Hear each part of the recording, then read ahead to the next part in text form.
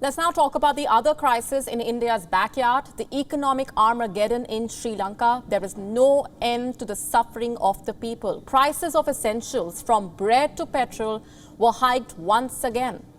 Sri Lankans are furious. They are taking their anger to the streets. Take a look.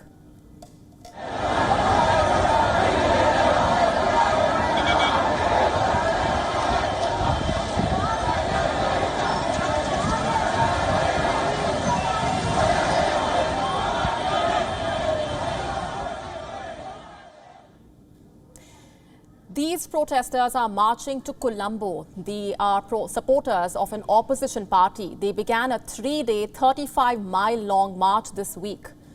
The reasons are obvious. They want the Rajapaksas to quit. A large number of people who never took part in protests before are gathering across the country, especially at Golface, to express their anger. What we have to do is to go beyond the protests and form a government that will develop the country's economy, maintain the supremacy of the law. A government that will confiscate property bought with bribery and corruption and punish them. For that, the National People's Force has built the broadest stage. Today, the protests in Rambukana turned violent. The Sri Lankan police opened fire on the protesters. They were protesting against today's fuel price hike. 1 person died, 12 are hurt. This is what the scene looked like after the shootings.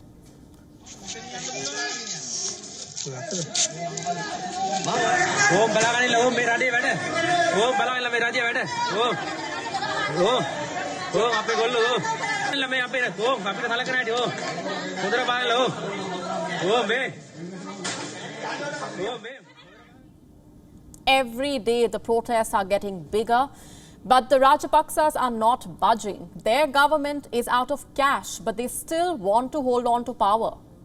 Today, the Rajapaksas tried to pacify their critics. They announced the constitution will be changed, the powers of the president will be clipped, the parliament will be strengthened. Effectively, the 20th Amendment will be reversed. And that's a major concession. It was a major demand of the opposition. The 20th Amendment was passed by the Rajapaksas themselves in 2020. It was one of their campaign promises. It gave sweeping powers to President Gotabaya Rajapaksa. He could appoint and fire government officials and judges at will. And this includes cabinet ministers. The president also got unrestricted power to dissolve the parliament.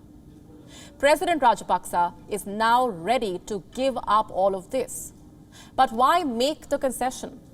The Rajapaksas are fighting for survival. They don't have the majority in the parliament. They don't have the support of the people. A constitutional amendment seems like a small price to pay to stay in power. Given this ground situation, Prime Minister Rajapaksa has been forced, not that he's willingly doing it. He thinks he's making a concession by saying that we will remove the 20th Amendment and bring back the 19th Amendment. We want him to actually present it in Parliament tomorrow. But will it be enough? Is the opposition convinced? Not at all. The leader of opposition, Sajith Premadasa, has spoken out. He says the opposition will push to remove the Rajapaksas. This means an impeachment motion against the president, Gotabaya Rajapaksa, and a no-confidence motion against his brother, Mahinda Rajapaksa. Premadasa also admitted Sri Lanka faces difficult times ahead and it must resort to extreme austerity. Former Prime Minister Ranil Wickremesinghe also spoke out. He said Sri Lanka has no money left. No, there's no money, there's no foreign exchange. It's a question of dollars, it's a shortage of dollars. Because of dollars, there's no medicine, there is no fuel.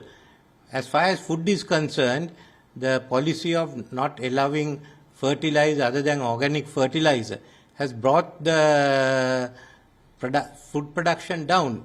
Now we haven't got the money to buy the food from abroad. Sri Lanka has no money to buy food as well. That is how bad things are. As expected, Sri Lanka has now officially filed a request with the International Monetary Fund. It has sought emergency assistance. India is helping out Sri Lanka. The Indian Finance Minister Nirmala Sitharaman is in Washington. She met with the IMF Managing Director Kristalina Georgieva. Sitharaman told Georgieva that the IMF should support Sri Lanka and provide financial assistance urgently. Sri Lanka needs up to $4 billion from the International Monetary Fund to stabilize its economy. Sitharaman met with the Sri Lankan Finance Minister Ali Sabri as well. Colombo wants some more assistance from India. Here is what Sitharaman told her Sri Lankan counterpart. I'm quoting, "As a close friend and good neighbor, India will try to extend all possible cooperation and assistance to Sri Lanka." Sri Lanka's request is being considered at the IMF. A decision is expected by the end of this week. We will keep tracking the developments for you. WION now available in your country. Download the app now. Get all the news on the move.